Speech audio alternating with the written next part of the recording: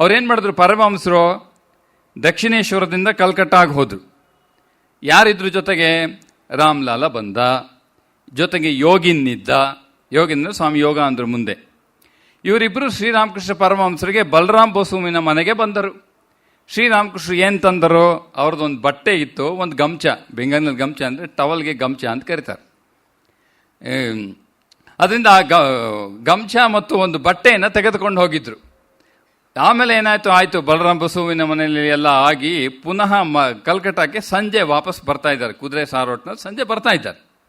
ಬಂದಾಗ ಯೋಗಿನನ್ನು ಏನು ಕೇಳಿದ್ರು ಪರಮಹಂಸರು? ನನ್ನ ಗಮಚ ಮತ್ತು ನನ್ನ ವಸ್ತ್ರ ಎರಡು ಇಟ್ಕೊಂಡಿದ್ಯೋ? ಅವನು ನೋಡ್ದ. ಆಮೇಲೆ ನೋಡ್ದ, ಪರಮಹಂಸ ಹೇಳಿದ್ಮೇಲೆ ನೋಡ್ದ. ಅವ್ನು ನೋಡ್ದೆ, ಮಹಾಶಯರೇ ಮರ್ತುಬಿಟ್ಟೆ. ಎಲ್ಲಿ ಮರ್ತುಬಿಟ್ಟೆ? ಬಲರಾಮ್ ಬಸುವಿನಲ್ಲೇ ಮರ್ತುಬಿಟ್ಟೆ. ಶ್ರೀರಾಮಕೃಷ್ಣ ಏನು ಕೇಳಿದ್ರು? ಮೂರ್ಖ, ಈಗಲೇ ದಕ್ಷಿಣೇಶ್ವರಕ್ಕೆ ಬಂದು ಇಳಿದ್ರು. ಅಷ್ಟೊತ್ತಿಗೆ ಅವ್ರೇನೋ ಆ ಮನಸ್ಸಿಗೆ ಪರಮಹಂಸ ಹೇಳ್ತಾರೆ, ಶಾರದಾಂಜಿ ಹೇಳ್ತಾರೆ, ಈ ಅವತಾರಗಳ ಮನಸ್ಸಿನಲ್ಲಿ ಏನಾಗ್ಬಿಡ್ತಂದ್ರೆ ಒಂದು ವಿಚಾರ ಬಂದರೆ ಕಾರ್ಯಗತ ಆಗಲೇ ಆಗಬೇಕಂತೆ, ಕಾಯುವಂಥ ಪ್ರಮೇಯವೇ ಇಲ್ಲ. ನಮ್ದೇನೋ ಹೇಳದ್ದು ನಾಳೆಯಿಂದ ಓದಿದ್ರೆ, ನಾನು ಹೇಳ್ತೇನೆ complete works of Swami Vivekananda ಓದಿ. ಸೊ ನೀವು ಓದೋಣ, ನಾಳೆಯಿಂದ ಶುರು ಮಾಡ್ಬೋದಲ್ಲ. ಯಾವುದು ಕೇಳಿದ್ರು ನಾಳೆಯಿಂದನೇ. ಬೆಳಗ್ಗೆ ಬೇಗ ಹೇಳೋದು ಒಂದು, ನಾಳೆಯಿಂದ ಪ್ರಯತ್ನ ಪಡ್ತೇವೆ, ಒಂದು ಕಾಲಾಂತರದಲ್ಲಿ ಹೇಳುವ ಪ್ರಯತ್ನ ಆಗ್ತದೆ ಸ್ವಾಮೀಜಿ. ಯಾವ ಸಭ್ಯ ವಿಚಾರಗಳು ಕೇಳಿ ಯಾವತ್ತೂ ಕಾಲಾಂತರದಲ್ಲೇ ಹೇಳ್ದು. ಆದರೆ ಪರಮಹಂಸನ ಮನಸ್ಸಿನ ಅವಸ್ಥೆ ಹೇಗಿರ್ತದೆ ಅಂತಂದರೆ, ಈಗ ಭಾವನೆ ಬಂದರೆ ಕಾರ್ಯಗತ ಆಗಲೇ ಆಗಬೇಕಂತೆ. ಆದ್ದರಿಂದ ಪರಮಹಂಸರಿಗೆ ಈಗ ಬಂತು, ಇದಿಲ್ಲ ಅಂದರೆ ತರಬೇಕಂತೆ. ಆದ್ದರಿಂದ ಅವ್ರಿಗೆ ಇದಾಗ್ಬಿಡುತ್ತೆ, ಮನಸ್ಸು ಭಾಳ ಕಷ್ಟ ಆಗ್ತದೆ. ಯೋಗಿನ್ಗೆ ಹೇಳ್ತಾರೆ, ಈಗಲೇ ಹೋಗಿ ಬಲರಾಮ್ ಬಸು ಮನೆಗೆ ಹೋಗಿ ನನ್ನ ಗಮಚ ಟವಲ್ ಕೊಂಡ್ಕೊಬೋದು, ಬೇರೆ ಪ್ರಶ್ನೆ. ಆದರೆ ಪರಮಹಂಸಗಿಲ್ಲ, ಅದೇ ಬೇಕು, ಮರೆತದ್ದೇ ವಾಪಸ್ ತರಬೇಕು. ಇವನೇನು ಹೇಳ್ದ ಯೋಗಿನು? ಭಕ್ತಿ ಶ್ರದ್ಧೆ ನಮ್ಮಂಥವ್ರು, ಈಗ ನಾವು ಮನೆಯಲ್ಲಿ ಕೆಲವರೆಲ್ಲ ಇದ್ದಾರೆ, ಆಮೇಲೆ ಹೇಳ್ತೇನೆ. ಅವನೇನು ಹೇಳ್ದ? ಇವನು ಶ್ರೀರಾಮಕೃಷ್ಣಗೆ ಯೋಗಿನೇನು ಹೇಳ್ದ? ಮಹಾಶಯರೇ, ಬಲರಾಮ್ ಬೋಸುಗೆ ಭಾಳ ಖುಷಿ ಆಗತ್ತೆ ನಿಮ್ಮ ಗಮಚ ಅವನ ಮನೇಲಿದೆ ಅಂತ. ಆಮೇಲೆ ಅವನು ಏನು ಬೇಕಾದ್ರೆ ಹೇಳಿದ್ರೆ ಹೊಸದು ನಿಮ್ಮ ಮನೆಗೆ ಕಳಿಸ್ಕೊಡ್ತಾನೆ. ಹೊಸದು 2 ಕಾಸು ಕೊಟ್ಟರೆ ಹೊಸ ಗಮಚ ಬರ್ತದೆ. ಈ ಹಳೆದ್ರ ಬಗ್ಗೆ ಯಾಕೆ ಚಿಂತೆ ಮಾಡ್ತೀವಿ? ಅದಕ್ಕೆ ಶ್ರೀರಾಮಕೃಷ್ಣ ಹೇಳ್ತಾರೆ, ಅತಿಥಿಗಳು ಮನೆಗೆ ಬಂದರೆ ಗೃಹಸ್ಥಾಶ್ರಮಿಗಳು ಖರ್ಚಾಗತ್ತೆ ಅಂತ ಚಿಂತೆ ಮಾಡ್ತಾರಂತೆ. ಸುಮ್ಮನೆ ಬಂದು ಹೋದ್ರೆ ಬಂದು ಹೋಗಿ. ಇದು ಪರಮಹಂಸ ಹೇಳ್ತಾರೆ, ನಾನು ಹೇಳ್ತಿರೋದಲ್ಲ. ಆದ್ದರಿಂದ ಮುಂದಿನ ಸಲ ಬಲರಾಮ್ ಬೋಸು 2 ಸಲ ಆಲೋಚನೆ ಮಾಡ್ತಾರೆ. ಇವ್ರು ಬಂದೋದ್ರೆ 2 ಸೆಟ್ ಗಮಚ ಕೊಡಿಸ್ಬೇಕಾದ, ಪ್ರತಿ ಸಲ ಬೇಡಪ್ಪ ಇವರು ಅಂತ ಆಲೋಚನೆ ಮಾಡ್ತಾನೆ. ಈಗಲೇ ಹೋಗಿ ತೆಗೆದುಕೊಂಡು ಬಾ. ಉದಾಹರಣೆ ಸುಮ್ಮನೆ ನೋಡಲಿಕ್ಕೆ ಸಾಮಾನ್ಯವಾಗಿ ಕಾಣ್ತದೆ, ಆದರೆ ಮನಸ್ಸು ಏನು ಹೇಳ್ತಾ ಇದೆ? ಮನಸ್ಸು ಯಾವುದನ್ನು ಕೂಡ ನೀನು ಪಾರಮಾರ್ಥಿಕ ಜೀವನವನ್ನು ಇದ್ದೇ ಅಂತಂದ್ರೆ ಲೌಕಿಕ ಜೀವನ ಅಸಡ್ಡೆ ಅಲ್ಲ. He has combined. ಇದು ಇನ್ನೊಂದು ಉದಾಹರಣೆ ಏನು ಹೇಳು? ಹಾಜ್ರ, ನಮ್ಮ ಹಾಜ್ರ ಕೂತಿರ್ತಾನಲ್ಲ ಎದುರುಗಡೆ ಕೂತ್ಕೊಂಡು ಯಾವುದು ಜಪಮಾಲೆ ತಿರುಗಿಸೋನು. ಅವನೇನು ಮಾಡ್ತಾ ಇದ್ದ?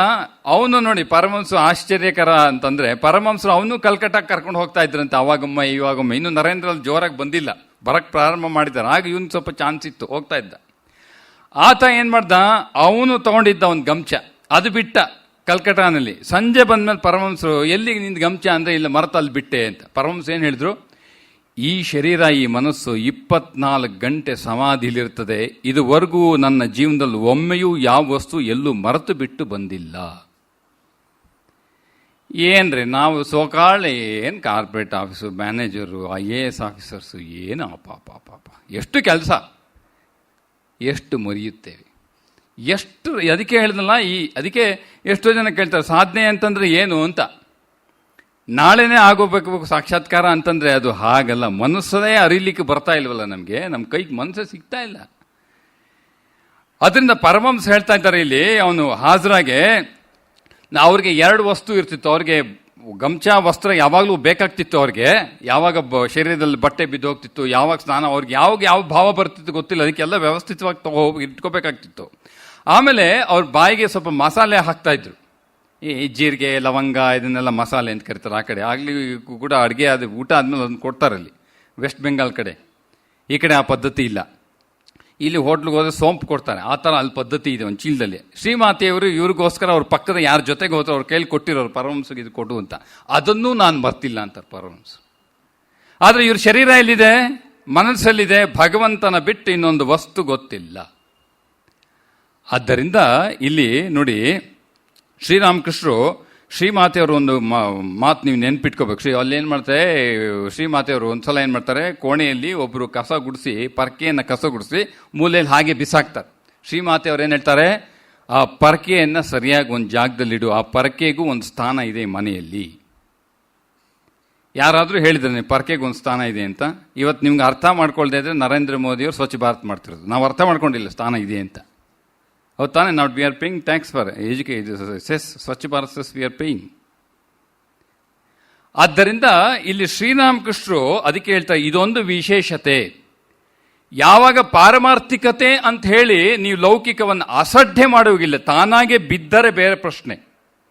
ಎಷ್ಟೋ ಜನ ನೋಡಿ, ಧರ್ಮದ ಹೆಸರಲ್ಲಿ ಬಟ್ಟೆ ಮಾತ್ರ ಬಹಳ ಗಲೀಜು, ಅವರ ವರ್ತನೆ ಮನೆ ಎಲ್ಲವೂ ಗಲೀಜಾಗಿರ್ತದೆ. ಯಾವುದು ಶೌಚಿಯಾಗಿ ಶೌಚದಿಂದ ಯಾವುದು ಇರುವುದಿಲ್ಲ. ಅವ್ರ ಮನೆಗೆ ಹೋದ್ರೆ ಕಷ್ಟ ಆಗ್ತದೆ. ಸ್ವಾಮಿಗಳನ್ನ ಕರ್ಕೊಂಡು ಹೋಗ್ತಾರೆ ಎಷ್ಟೋ ಜನ, ನಾವು ಹೋಗ್ಲಿಕ್ಕೆ ಕಷ್ಟ ಆಗುತ್ತೆ. ಪಾಪ ಪ್ರೀತಿಯಿಂದ ಕರಿತಾ ಇದ್ರೆ ಹೋಗದೇ ಇರೋಕ್ಕಾಗಲ್ಲ, ಹೋದ್ರೆ ನಾವು ಅಲ್ಲಿ ಕೂರ್ಲಿಕ್ಕಾಗಲ್ಲ. ನಾವು ಸ್ವಾಮಿಗಳು ಎಷ್ಟು ಕ್ಲೀನಾಗಿರ್ತೇವೆ, ಹೌದಾ? ರಾಮಕೃಷ್ಣ ಮಠದ ಸ್ವಾಮಿಗಳು ಅಂತ ನಾವು ಸೇರಿಸ್ಬೇಕಾಗ್ತದೆ. ಯಾಕೆ? ಪರಮಹಂಸ ಹೇಳಿದ್ದಾರೆ, ಒಂದೊಂದು ಕೂಡ ಇದೆಲ್ಲವೂ ಕೂಡ ಮನಸ್ಸನ್ನು ನಿರ್ಮಾಣ ಮಾಡುತ್ತಾದ್ದರಿಂದ ಎಚ್ಚರವಾಗಿರು. If it falls by itself we have no problem. Till then you have to do like a puja. ಇದೇ ಒಂದೇ ಬಟ್ಟೆ ಇಟ್ಕೋ, ಅದ್ರ ಪ್ರತಿ ದಿವಸ ಒಗ್ದು ಹಾಕೋ. ನಾನು 15 ಬಟ್ಟೆ ಇಟ್ಕೋಬೇಕು, ನಾವು ಅದನ್ನ ಇಟ್ಕೊಳ್ಳೋದಿಲ್ಲ. ಒಂದೋ ಎರಡೋ ಇರುತ್ತೆ, ಪ್ರತಿನಿತ್ಯ ಒಗದೆ ಹಾಕೊಬೇಕು. ಆದ್ದರಿಂದ ಇದು ಅದಕ್ಕೆ ಹೇಳ್ತಾರೆ, ಇದೊಂದು ವಿಶೇಷವಾದ ಒಂದು ಮನಸ್ಸಿನ ರಚನೆ ಈ ಅವತಾರದಲ್ಲಿ. ಅದಕ್ಕೆ ವಿವೇಕಾನಂದರು ಪರಮಹಂಸರ ಬಗ್ಗೆ ಹೇಳ್ತಾರೆ, ಇವನು ಇದಾನಲ್ಲ, ಅಂದರೆ ಶ್ರೀರಾಮಕೃಷ್ಣರಿಗೆ ಅವನು ಇನ್ನೂ ನರೇಂದ್ರನಾಗಿದ್ದಾಗ ಹೇಳಿದ್ದು. ಅವಾಗ ನರೇಂದ್ರ ನೇರ, ಅವನು ಯಾವುದು ಹಿಂದೆ ಮುಂದೆ ಇಲ್ಲ. ಅವನಿಗೆ ಯಾವಾಗಲೂ ಹೇಳ್ತಾನೆ, ನನಗೆ ಸತ್ಯಕ್ಕೆ ನಾನು ಯಾವಾಗಲೂ ಬೆಲೆ ಕೊಡುವುದರಿಂದ ಯಾವ ಸಮಾಜಕ್ಕಾಗಿ ಹೆದರಿ ನಾನು ಯಾವುದನ್ನು ಮಾತಾಡುವುದಿಲ್ಲ. ಅವನೇನು ಹೇಳ್ತಾ ಇದ್ದ, ಈ ಹುಚ್ಚ ಬ್ರಾಹ್ಮಣ ಇದ್ದಾನಲ್ಲ, ಅವನು ಹಂಗೆ ಕರಿತಾ ಇದ್ದೆ, ಮ್ಯಾಡ್ ಬ್ರಾಹ್ಮಿನ್ ಅಂತ ಕರಿತಾ ಇದ್ದ ನರೇಂದ್ರ ಪರಮಹಂಸರಿಗೆ. ಪರಮಹಂಸ ಮುಂದೆನೇ ಕರಿತಾ ಇದ್ದ, ಈ ಹುಚ್ಚ ಬ್ರಾಹ್ಮಣ ಇದ್ದಾನಲ್ಲ, ಇವನು ಯಾವ ರೀತಿ ಅಂತಂದರೆ, ಇವನು ಎದುರುಗಡೆ ಬಂದಂಥ ಎಲ್ಲ ಮನಸ್ಸುಗಳು ಅಂದರೆ ವ್ಯಕ್ತಿಗಳು ಅಂತ, ಮನಸ್ಸಿನ ರೂಪದ ವ್ಯಕ್ತಿಗಳು, ಇವರೆಲ್ಲ ಇವನಿಗೆ ಒಂದು ಮಣ್ಣಿನ ಹೆಂಟೆಯ ರೂಪದಲ್ಲಿ ಕಾಣುತ್ತದೆ. ಈ ಹುಚ್ಚ ಬ್ರಾಹ್ಮಣನಿಗೆ ತನಗೆ ಬೇಕಾದ ಜಾಗಗಳನ್ನು ತೆಗೆದು ಹಾಕಿಬಿಡ್ತಾನಂತೆ, ಬೇಕಾದಂತೆ ಸೇರಿಸ್ತಾನಂತೆ, ತನ್ನ ಭಾವನೆಗಳನ್ನು ತುಂಬುತ್ತಾನಂತೆ, ಅವನಿಗೆ ಬೇಕಾದಂತೆ ನಿರ್ಮಾಣ ಮಾಡುತ್ತಾನೆ ಈ ಹುಚ್ಚ ಬ್ರಾಹ್ಮಣ. ಎಚ್ಚರವಾಗಿರಿ ಅವನು ಮುಂದೆ ಹೋದಾಗ ಅಂತ ನರೇಂದ್ರ ಹೇಳ್ತಾನೆ.